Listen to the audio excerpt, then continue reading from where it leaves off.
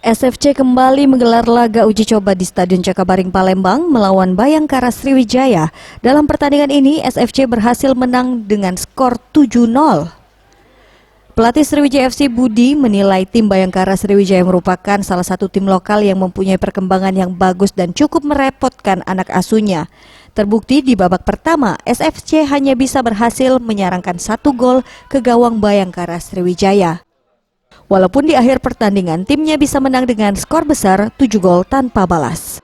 Dalam laga ini Budiarjo sudah cukup puas dengan hasil yang didapatkan timnya, namun dirinya akan terus mengasah timnya guna pertandingan sesungguhnya melawan PSIM Yogyakarta dalam pertandingan pertama Liga 2 tahun 2020. Bayangkara adalah salah satu tim mungkin asli Palembang ya, yang saya lihat perkembangannya bagus sekali. Tim lokal yang cukup memberikan perlawanan kepada kami. Babak pertama kami pun tertekan oleh mereka dan alhamdulillah kami bisa keluar di babak kedua. Kalau dengan hasil ini sudah memuaskan atau masih ada? Ya, alhamdulillah saya sudah cukup puas ya.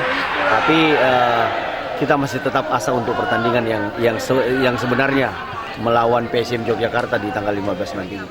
Selanjutnya, SFC akan kembali melakukan uji coba dengan tim Suratin dan David FC dan Muara Enim Selection sebelum mulai Liga 2 2020. Eza PM, Sriwijaya TV.